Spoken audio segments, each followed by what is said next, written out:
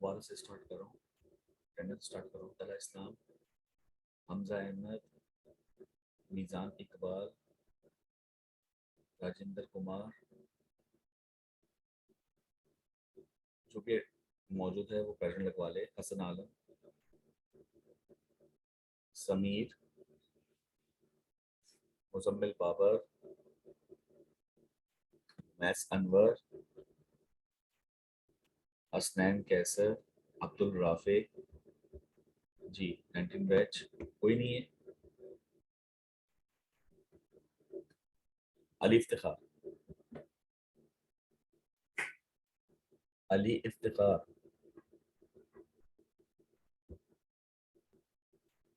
Ahmad Mustafa, Ahmad Mustafa, Nabeel Ali, Nabeel Ali, Mohammad Uzair. Present sir. Link सबके पास आ गया है ना? मैंने तो ग्रुप पे शेयर कर दिया था। जी सर, ग्रुप में शेयर कर दिया था मैंने भी। अच्छा, मुझे लग रहा है शायद सबने यही कहा होगा कि अब शायद होगी ही नहीं, कि जाहिर है बच्चे सर अचानक बहुत मुश्किल होता है ना मैनेज करना। अच्छा खैर, शहीद अहमद, शहीद अहमद, खिजर,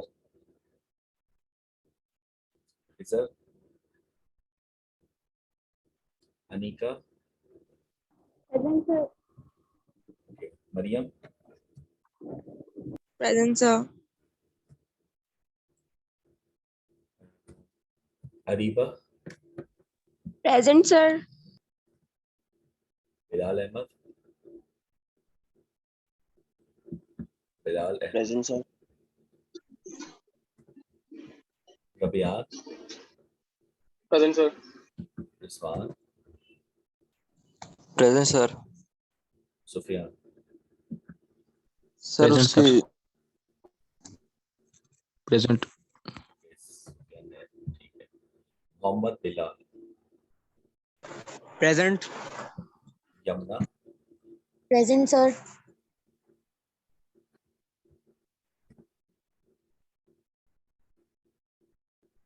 अच्छा जी, मुराद, शाद, मुराद देखिए, Saqlain, present sir. Mubashir, present sir. Atar, Atar Taqi, Umair Usman. Present sir. जी कोई और रह गया है तो बता दें। सर हमजा खान सेक्शन है। हमजा खान 18 बैच, जी सर। ठीक है। और तुम आयरन मैन हो गए हो भाई। और कोई रह गया है सर क्या? और अहमद मुस्तफा, यार आईडी बताओ। अहमद मुस्तफा 504। जी। ठीक है। और कोई है? हो गए सारे? जल्दी से बता देगा कोई है। चलो ठीक है। अच्छा, ऐसा है कि आज खैर चलो मेरे पास मैसेज भी आ रहे हैं बच्चों के। भाई मैसेज क्यों कर रहे हैं? ग्रुप पे शेयर कर दिया, बस आ जाए जल्दी से। ओके, तो खैर मैंने कहा हमारी क्लासेस तो ऑनलाइन चली गई हैं। अब ये एडी आप लोगों का है मैं से आज। अब एडी का नहीं पता कि कुछ है नहीं उसके किसी के पास कि एडी अपने शेड्यूल ही हो रहा है या उसमें कोई चेंजेस, ये कोई इतला है किसी के पास है कोई न्यूज़?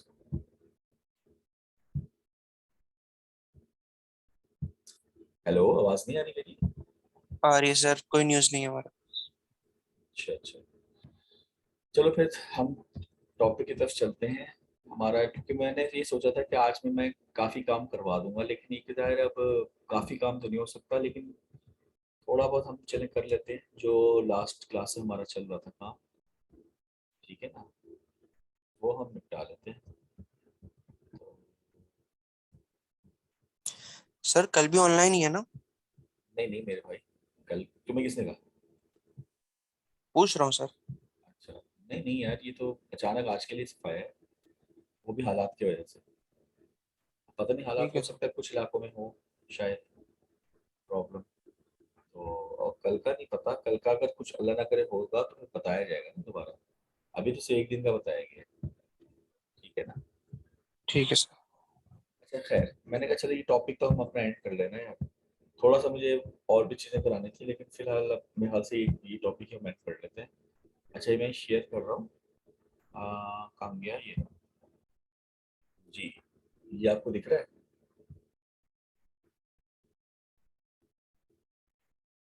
जी सर। हाँ, तो मैंने कहा था कि ये हम लोग कर रहे थे, तो इसको तो हम कंप्लीट कर रहे हैं। तो कम्युलेटिवली हेडिंग मैं हाथ से दे दी थी आप लोगों ने, तो जरा निकाल लीजिए वापस अपनी कॉपी वगैरह, पेंसिल पेन जो भी निकाल लीजिए।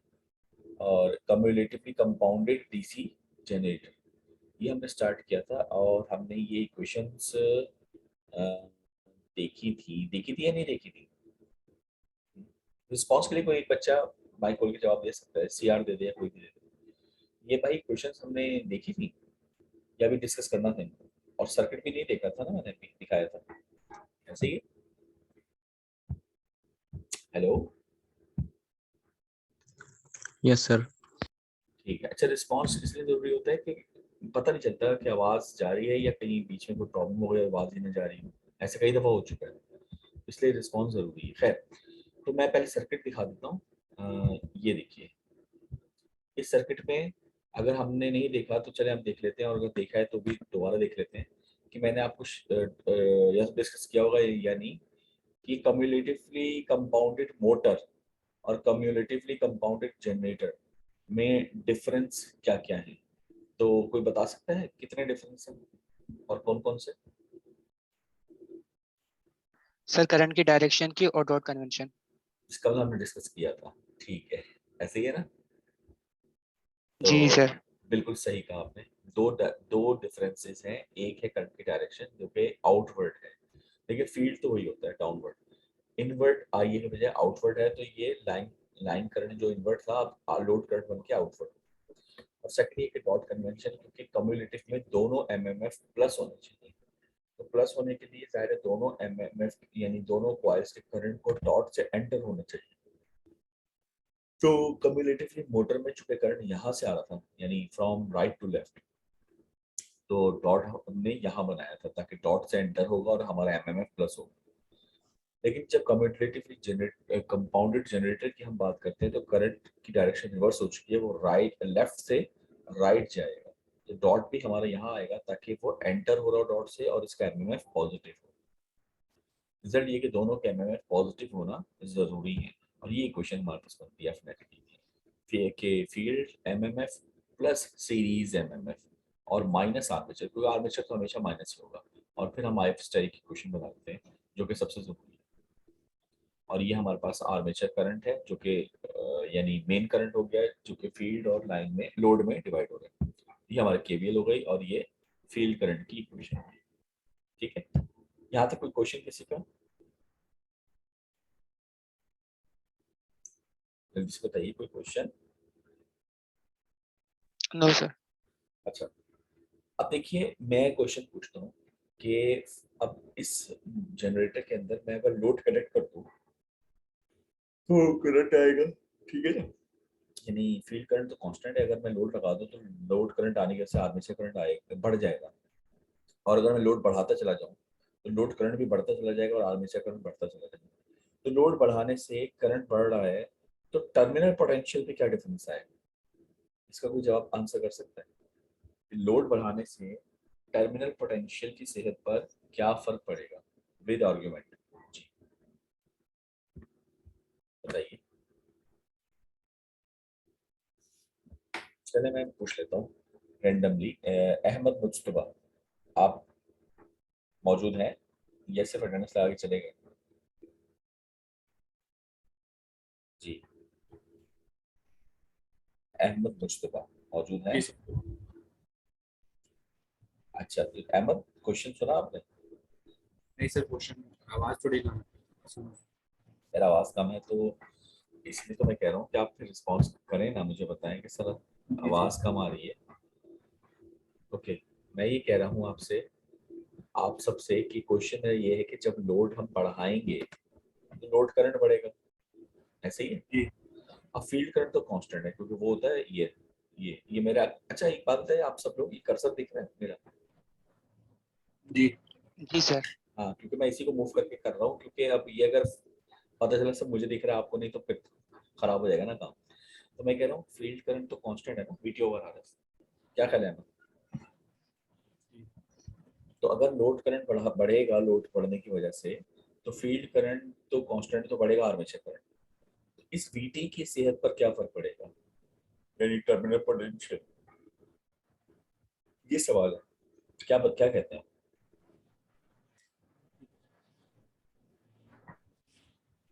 कांस्टेंट है तो कोई फर्क नहीं पड़ना चाहिए। कोई फर्क नहीं पड़ेगा। अच्छा चलो ठीक है जी। और कौन बताना चाहेगा? सकलैन आप बताएंगे?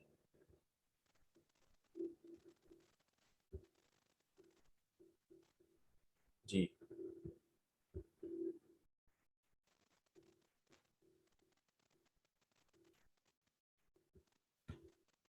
सर वीटी कम होना चाहिए ना इसमें। वीटी कम होना चाहिए। उजैर, जी सर। जरा एक्सप्लेन करो कैसे। सर जब आई एल बढ़ेगा तो आई ए भी बढ़ेगा अकॉर्डिंग टू द इक्वेशन। जब इंक्रीज हो जाएगा तो ओवरऑल वीटी जो है वो डिक्रीज हो जाएगा सेकंड इक्वेशन के अकॉर्डिंग। यानी आप ये कह रहे हैं जब आईए बढ़ेगा तो इस इक्वेशन में जो केवीएल में ये ड्रॉप बढ़ जाएगा, एग्जैक्टली जी यही होता है ना? जी जी। और इसके बढ़ने की वजह से क्योंकि नेगेटिव है, वीटी गिर जाएगा। गिर जाएगा। बिल्कुल सही कहा। देखिए इंटरेक्शन करेंगे तो ज्यादा मजा आता है ना। बिल्कुल सही कहा। लेकिन एक बात पे और गौर भी करना है कि यहाँ ईए भी तो मौजूद है। क्या ईए के सेहत पे कोई फर्क पड़ेगा? जी उजैर, कुछ क्या कहेंगे आप इस बात पे?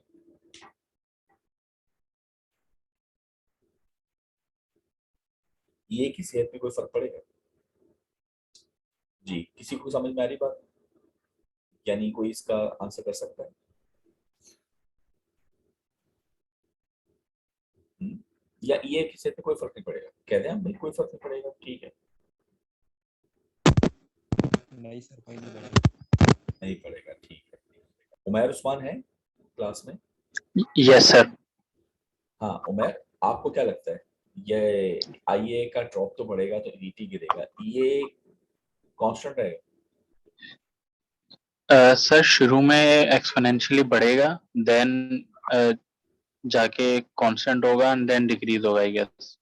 ये की बात कर रहे हो? जी सर कैसे शायद। कैसे कैसे?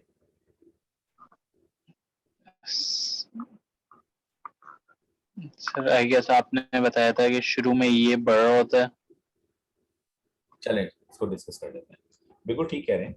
देखिए ये जो है उसको आप लोग ऐसे एक्सप्लेन करेंगे कि ये का फॉर्मूला होता है के फाई ओमेगा, ठीक है ना? अच्छा ये मैं बड़े दिनों बाद इस्तेमाल कर रहा हूँ जूम, तो मुझे तो भूल भी गया है हम कैसे करते थे। यहाँ पर एक टेक्स्ट भी आता था, ई नहीं ये तो छोटा ही है, ई ए, ये बराबर हो गया इसके के, ठीक है जी, इंटू फाइव इंटू ओमेगा। ये दिख रहा है आप सबको लिखा हुआ? ये नजर आ रहा है? जी सर। ओके। ये बराबर होता है यस सर। के फाई ओमेगा, ठीक है। तो के कांस्टेंट है, ओमेगा तो रोटेशन है, दायरा भी हमने कांस्टेंट रखी हुई है। फाई, फाई क्या होता है? फ्लक्स, ठीक है। अब जरा गौर करें कि हमारे पास जब लोड करंट बढ़ेगा, लोड बढ़ाने से तो आर्मेचर करंट बढ़ेगा, ठीक है। तो यहाँ देखें, यहाँ दो वाइंडिंग्स आ रही है, एक फील्ड वाइंडिंग, एक सीरीज वाइंडिंग। तो फील्ड वाइंडिंग पर जो करंट है वो तो कांस्टेंट है, तो इसका मतलब फील्ड एमएमएफ जो है वो भी कांस्टेंट होगी, क्योंकि फॉर्मूला क्या होता है एमएमएफ का? एम्पियर टर्न्स यानी एनआई। तो यहाँ पे एन कौन सा होगा? एनएफ, और आई कौन सा होगा? आईएफ। तो NF into if, if constant यानी ये पूरा कांस्टेंट होगा। लेकिन अगर मैं इसकी बात करूं सीरीज की, तो एफ एस सी ये कांस्टेंट नहीं होगा, क्योंकि इसका फॉर्मूला क्या होगा? एन एस सी इंटू आई ए। क्या ख्याल है आपका? सही कह रहा हूँ? एफ एस सी का फॉर्मूला यही नहीं होना चाहिए? एन एस सी इंटू आई ए।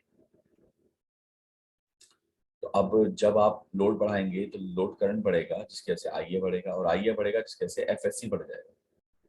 तो अगर इस इक्वेशन में आप गौर करें, अगर ये आर्मेचर रिएक्शन बेशक हो या ना हो, दोनों सूरतों में इस इक्वेशन में सिर्फ ये चीज बढ़ रही है, तो नेट बढ़ेगा कि नहीं बढ़ेगा बताएं? बढ़ेगा। बढ़ेगा।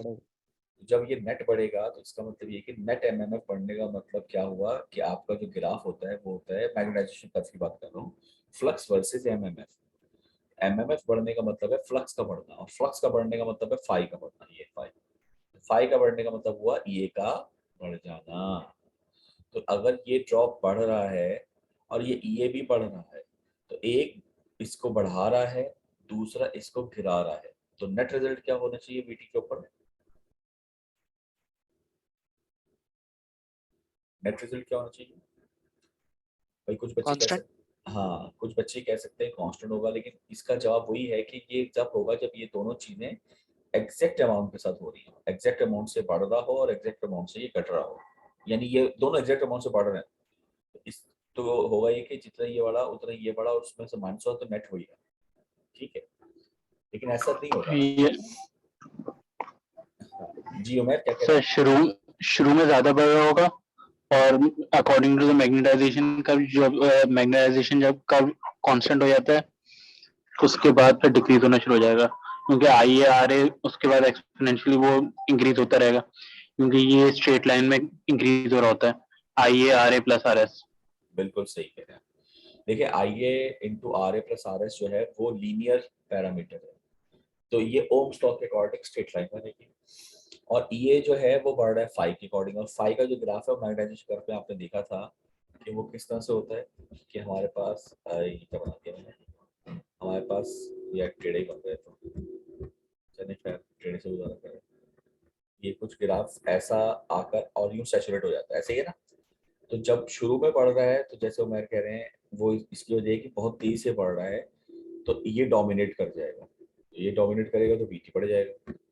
लेकिन जैसे जैसे ये सैचुरेट होने लगेगा तो इसकी डोमिनेशन कम होने लगेगी, और एक पॉइंट आएगा कि इन दोनों की बढ़ोतरी बराबर हो जाएगी, तो उस पर इसका बढ़ना रुक जाएगा। और एक वक्त आएगा कि ये जब बिल्कुल कांस्टेंट हो जाएगा तो ये तो बढ़े चला जा रहा है, तो ये डोमिनेट कर जाएगा, तो उसकी वजह से बीटी गिर जाएगा। तो हमारे पास जो ग्राफ बन रहा होगा वो कैसा बन रहा होगा? हमारे पास जो ग्राफ बन रहा होगा तो इसको अगर मैं हटा लूँ, कैसे हटता था ये ठीक है, ठीक। टर्मिनल कैरेक्टरिस्टिक की हेडिंग में हमने क्या कहा था कि आई इंक्रीज होगा तो ड्रॉप इंक्रीज होगा, और आई इंक्रीज होगा तो एफएससी इंक्रीज होगा, जिसके से चीज बढ़ेगी। तो वो क्या कह रहे हैं कि वो कह रहे हैं these two effects oppose each other with one tending to increase VT and another tending to decrease VT. Which effect predominates in a given machine? ये सवाल है। It all depends on just how many series turns were placed on the poles of the machine. Okay. इसके बाद हम इसका graph देखते हैं। तो ये रहा। इसमें अगर आप गौर करें तो क्या लिखा है, over compounded, flat compounded, under compounded, shunt. देखिए ये तीन इफेक्ट्स वो हैं जो आपने ईएनए में आपको मतलब पढ़ने चाहिए थे, पता नहीं आपने पढ़े कि नहीं पढ़े। चैप्टर नंबर 9 जो आरएलसी सर्किट था, वहां पर हमारे पास जो रिस्पॉन्स आता था ट्रांजिएंट का वो तीन किस्म का होता था। एक कहलाता था क्रिटिकली डैम्प्ड, एक कहलाता था अंडर डैम्प्ड, एक कहलाता था ओवर डैम्प्ड। और डैम्पिंग का कॉन्सेप्ट क्या होता है, मैंने शायद क्लास में बताई थी बात आपको, कि जो ऑसिलेशंस को डाई आउट कर जाए उसको हम डैम्पिंग कहते हैं। डैम्प मटेरियल है जो डैम्पिंग करेगा और ऑसिलेशंस को डाई आउट करेगा, ठीक है।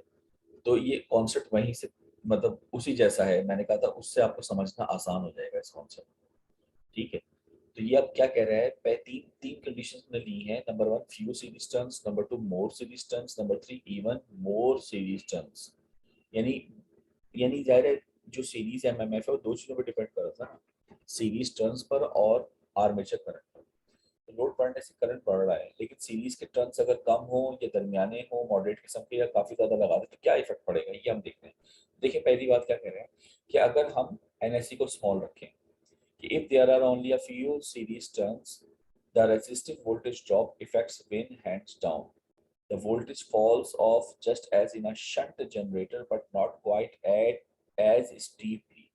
This type of construction where the full load terminal voltage is less than the no load terminal voltage is called under compounded. आइए इसको देखते हैं. अंडर कंपाउंडेड, देखिए ये है ग्राफ. पहले तो ये ग्राफ देखिए नीचे आता है, ये शंट मोटर का है. अच्छा हेलो, आवाज भाई सबको आ रही है मेरी? Yes sir. आ रही है सर. चल ठीक.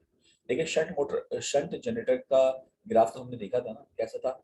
हमने कहा था कि ये जो VT है वो EA से आहिस्ता आहिस्ता नीचे गिरता चला जाएगा. तो ये शंट जनरेटर का ग्राफ है, ठीक है, जो नॉर्मल ग्राफ हमारा होता है. अब वो कह रहा है कि अगर मैं इसको कंपाउंडेड बना के थोड़े से रेजिस्टेंस लगाऊंगा तो होगा क्या कि ये बढ़ेगा. यानी शंट जनरेटर में और इसमें क्या फर्क आएगा? देखिए क्वेश्चन ये, शंट जनरेटर में क्या होता है कि ये कांस्टेंट होता है, सिर्फ ये बढ़ता है तो VT सिर्फ गिरता है. इसमें क्या हो रहा है, ये भी बढ़ रहा है, ये भी बढ़ रहा है, तो VT जो है वो, चूंकि टर्न्स आपने फ्यू लगा दी हैं, तो होगा क्या कि वो थोड़ी देर कांस्टेंट था और फिर गिरना शुरू हो गया. तो उसका बिहेवियर शंट जैसा था मगर शंट से बेहतर था. यूं कह लीजिए, बेहतर तो है क्योंकि टर्मिनल पोटेंशियल इस डॉटेड लाइन पे ही रहे, तो ये आइडियल केस है. क्या यूं कह ले, डॉटेड लाइन जो बनी हुई है ये आइडियल बनी हुई है. तो ये हो गई y एक्सिस जो है, ये हो गया नो लोड. कैसे पता चला नो लोड? क्योंकि लोड करंट 0 है इस एक्सिस पर. देखिए ना, y एक्सिस पर x की वैल्यू क्या होती है? 0 होती है. लोड करंट 0 है और ये हमने ले लिया फुल लोड. फुल लोड का मतलब है भाई मैक्सिमम करंट यहाँ है, इसके ऊपर हम नहीं लेके जाएंगे. अदरवाइज जो आपकी मोटर हो, वैसे जनरेटर कोई भी हो, जब रेटेड पे कोई चीज आए तो फिर चल जाती है उससे, उसके आगे फिर हम. अच्छा एक चीज, हाँ मैं गलत कह गया, ये फुल लोड है. रेटेड जरूरी नहीं कि यही हो, ये भी एक कॉन्सेप्ट होता है. फुल लोड पर ये असल में होता ही है कि जब आप इस तरह से कोई चीज समझाने के लिए बनाते हैं तो उसमें आप रेटेड पे ही फुल लोड रखते हैं. लेकिन ये मैं वैसे रियल लाइफ में बता रहा हूँ कि जरूरी नहीं है कि फुल लोड पर रेटेड वैल्यू ही हो सकता है. मिसाल के तौर पर मैंने रेटेड वैल्यू रखी हुई है 100 एम्पियर, लेकिन मेरा फुल लोड ज्यादा से ज्यादा 80 एम्पियर जा रहा है. 80 एम्पियर से ऊपर फुल लोड, यानी फुल लोड हो गया एक तरह से 80 एम्पियर, तो उसके ऊपर हम नहीं जाते. लेकिन रेटेड वैल्यू 100 एम्पियर, ऐसा भी पॉसिबल है. तो खैर 12 अब समझाने के लिए तो मैं कह सकता फुल लोड पे हम रेटेड रख सकते हैं. तो ये देखा हमारी फुल लोड. तो अब अगर आप गौर करें तो अंडर कंपाउंडेड का ग्राफ हमारे पास क्या दिखा रहा है कि वो जो नो लोड पे तो आइडियल केस है ना, नो लोड से गिरा तो है मगर उसकी गिरने की value as compare to shunt काफी कम है. तो ये काफी बेहतर हो जाता है. ठीक है जी, ठीक, यहाँ तक भाई क्लियर है बात? Yes sir. उसके बाद अगर आप कहते हैं कि हम NSC को थोड़ा सा बढ़ा देंगे, थोड़ा नहीं काफी बढ़ा देते हैं क्योंकि ये तो हमने काफी छोटी की थी. तो मोर सीरीज टर्न्स अगर मैं कर दिया तो लिखा है if there are a few more series turns of wire on the poles then at first flux strengthening effect wanes. ये हमने डिस्कस किया था, जो ये क्वेश्चन में डिस्कस कर रहे थे वो ये कर रहे थे. थोड़ा इससे समझ में अच्छा आता. पहले क्या होगा, फ्लक्स जो का इफेक्ट जो है स्ट्रेंथनिंग वो डोमिनेट करेगा and the terminal voltage rises with the load. तो ये जरा इंपॉर्टेंट बात है. यानी इसको आप अगर यहाँ आके देखिए क्वेश्चन में, इसका मतलब इस इफेक्ट से ये इफेक्ट डोमिनेट करेगा. डोमिनेट करने का मतलब है VT वोल्टेज जो है वो अपनी वैल्यू से बढ़ जाएगा. यानी अगर 12 वोल्ट का जनरेटर है तो वो 13 वोल्ट शो करने लगेगा. तो ये भी एक चीज होगी. तो वो क्या कह रहे हैं, अपनी वैल्यू से कम गया and the terminal voltage rises with the load. However, as the load continues to increase, the magnetic saturation sets in. यानी वो बढ़ता जा रहा है और उधर saturation आ गई. The resistive drop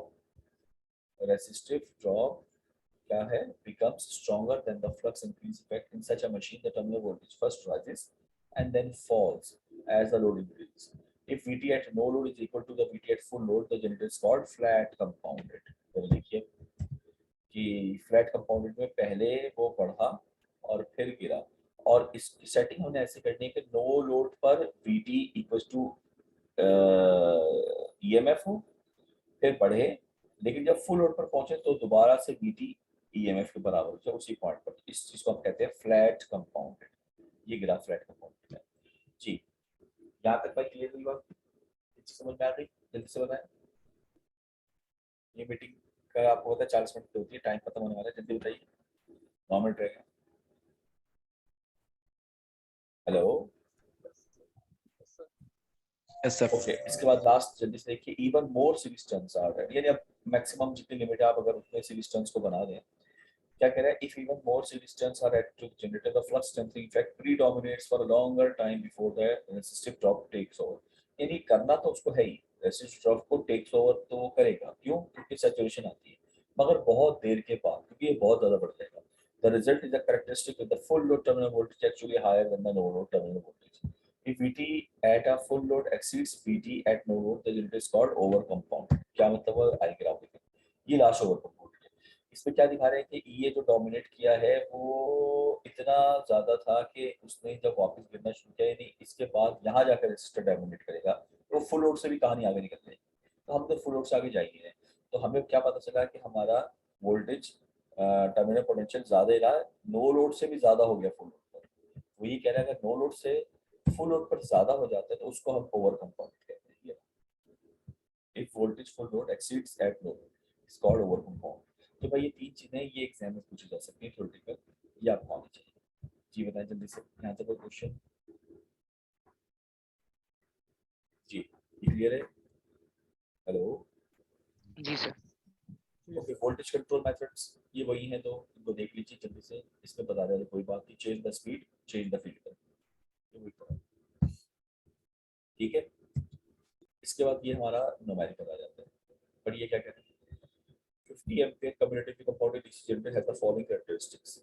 ये रजिस्टर दिया हुआ है, तो ये तो वो हो गया R F plus R S, ये 0.21 आर एफ हो गया ये, और आर एडजस्टेबल 0 से 30 है। फिलहाल आपने 10 ओम सेट किया, एन एफ दिया हुआ है, एन एस सी दिया हुआ है, और एक आपको स्पीड ऑफ रोटेशन दी हुई है, ये 1800 ampere. The machine has the magnetic curve, अच्छा कहाँ होगा, ये है, ये दिया हुआ है next. Its equivalent circuit is shown in this figure. Answer the following questions about this machine, assuming no armature reaction. ये तो गुड हो गया कि armature reaction नहीं आता। If the generator is operating at no load, what is its terminal voltage? जी भाई क्या होगा, कैसे करेंगे? वो कह रहा है कि जनरेटर को नो लोड पर हम ऑपरेट कर रहे हैं, तो इसका टर्मिनल वोल्टेज क्या होगा। चलिए मैं उसको गाइड कर देता हूँ, या आप लोग खुद भी कर सकते हैं। देखें, टर्मिनल वोल्टेज पहले तो चले आप बताए ना, नो लोड पे टर्मिनल वोल्टेज क्या होता है, जल्दी से बताओ यार। VT इक्वल्स टू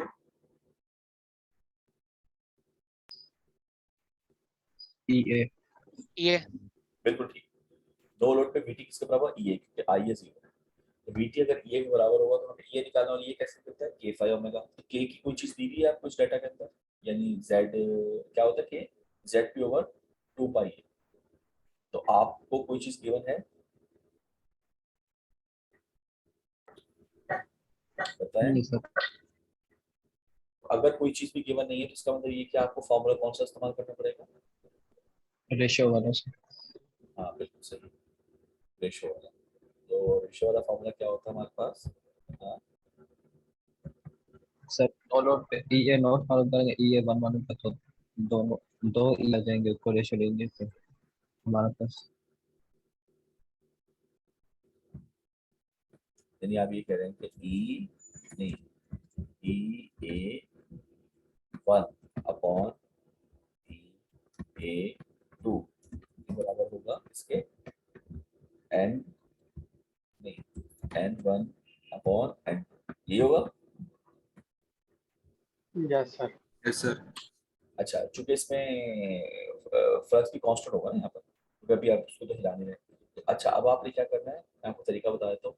आपको EA1 EA2, तो EA2 निकालना है ना बेसिकली, ठीक है ना, स्पीड आपको दी हुई है। तो आप जो EA1 और N1 है वो कहाँ से निकालेंगे, ग्राफ से। तो ग्राफ से निकालेंगे, आपको जरूरी है कि आप क्या करें, इसका फील्ड करंट पहले फाइंड आउट करें, क्योंकि देखें ग्राफ पे चलते हैं, ग्राफ आपका किसके बराबर है, ये shunt field current versus EA। तो सबसे पहले आप क्या करेंगे, IF निकालेंगे। कैसे निकालेंगे, VT दिया हुआ है, दिया हुआ है क्या? नहीं दिया ना, कैसे निकालेंगे? Sir VT equal to EA होता है. हाँ, VT तो फाइंड आउट करना है EA ना, तो ये कैसे निकालेंगे? ये सवाल अच्छा है, पता है कैसे होगा, आइडिया बताएं। Genetic at no load,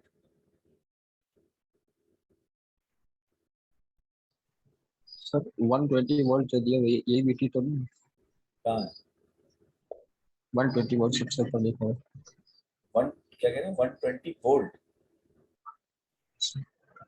120 volt कहाँ लिखा हुआ है? कहाँ पढ़ रहे हो? मुझे तो नहीं दिख रहा। सबसे ऊपर सवाल से क्वेश्चन है, सबसे पहली लाइन में लिखा है। अच्छा, इसकी बात कर रहे हो? Yes sir. ठीक है, और ये क्या है फिर 50 एम्पीयर? सर ये लाइन करंट होगा। ठीक है, और कोई आइडिया शेयर करें जल्दी से, अगर टाइम खत्म होने लगा। स्टार्टिंग पॉइंट अगर हमें पता चलेगा तो जाहिर है उसके बाद हम आसानी से कर, एक काम करता हूँ मैं, दूसरी मीटिंग भी कर लेता हूँ स्टार्ट। ठीक है, तो ये फिर अचानक ही एंड हो जाएगी, तो आप लोग फिर जल्दी से ज्वाइन कर लीजिएगा। मैं इसको एंड करता हूँ।